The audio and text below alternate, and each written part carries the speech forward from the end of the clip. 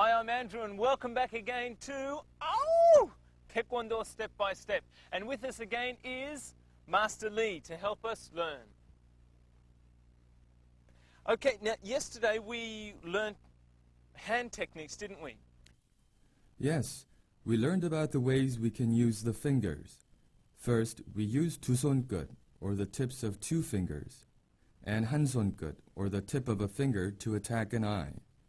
Like those two, 모은 두손끝, or the joint tips of two fingers, can also be used in an eye area. And 모은 세손끝, or the joint tips of three fingers, attack the area around the sternum, or 모은 손끝, or the joint tips of all fingers, are used in attacking the temple, or the area around the collarbones. Today, we will talk about some more hand techniques. Yes, there are about twice more available techniques for hands than a fist. So today, we will learn about 곰손. 곰손 means a hand of a bear. We fold our fingers all the way, not like 편주먹, where we only fold halfway. In this form, we use not the first or the second, but the third joints to attack. You attack like a bear is racking something or striking something with its hand. This is the area you use to hit the facial parts. Let's see the attack using 곰손. You see, he is attacking the face, specifically the temple.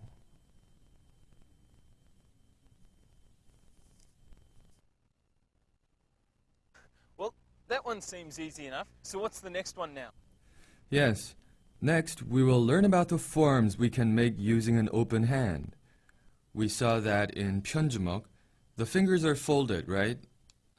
With this one, your fingers should be straightened out more, and the thumb is similarly positioned as when you make 칼날, the blade of a knife. But you shouldn't put force in or try to fold it down. Let your hand move freely, and looking at the palm, where do you think the area of 손바닥 or palm is? This area is 손바닥, right?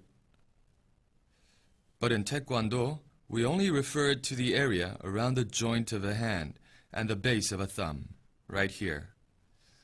When using 손바닥 to attack an opponent, you turn your hand over and strike. When blocking the opponent, you put your hand in an upright position.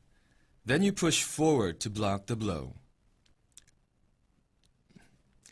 Here, he is hitting a jaw by stretching 바탕손, or the palm hand, upward. Next, he is blocking his opponent's blow on his body using the same technique.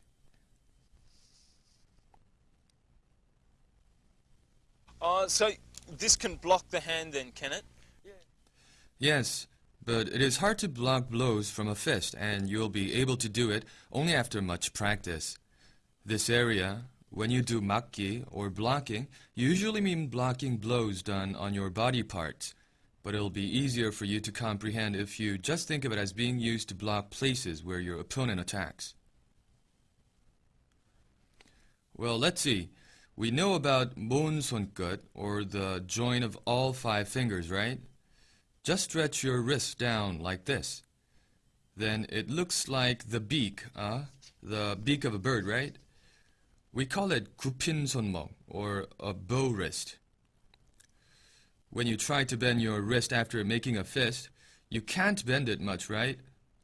But if you do it with 모은 손끝, you can scoop it down much lower. Here, you block your opponent's blow by hitting upward with the back of your hand up.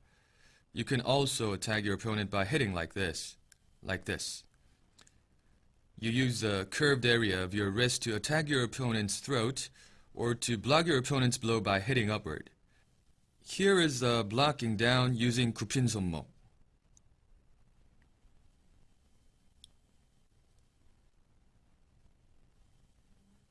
And this one is an upward, hitting the same form.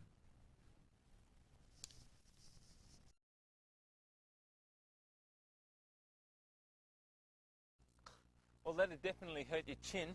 Okay, so what's the next one then? The next one, let's see. This is the last technique you will learn using the hand. Of course, there are still a lot more techniques I haven't mentioned, but we're talking only about the basic ones. For this one, do you know which area is 손아귀? 아귀는? Is it this part? That's right, you're correct. When we say 손아귀, we are referring the flesh that protrudes out when we stretch the forefinger and the thumb out. Usually, we call it 손아귀. However, when we use it to attack an opponent, we call it 칼제비. We straighten this out to create an effect of a knife. Like how we use 집게주먹 or the pincher fist, we usually attack the windpipe of an opponent with this. In this case, except for the thumb, you stick your four fingers together and make an arc. Then you place your thumb so that it is parallel with the forefinger. Now, when you attack an opponent, the arc you just made penetrates the throat, and your forefinger and the thumb grabs the windpipe. Those two fingers are used to pull the target out. But you shouldn't straighten your wrist or bend your wrist. The back of your hand and the back of your arm should make a line. In this manner, when attacking, you attack on the area around the throat, and you hit your opponent's throat downward. Moreover, if your opponent attacking your leg area, you grab his knee and break his knee by hitting it with the forearm. This one shows how you can use 칼제비 to attack the throat area.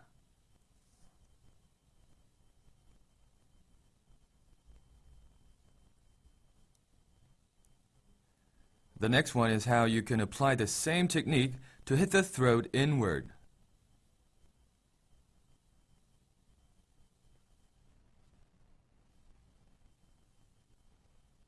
And the last one is used to break a knee with the same technique as well, by grabbing and hitting.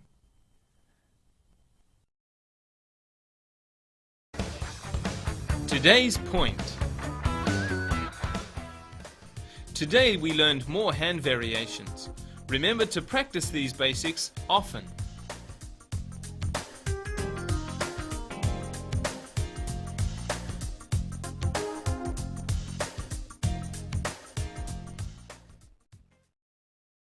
So that's what you do if someone kicks you.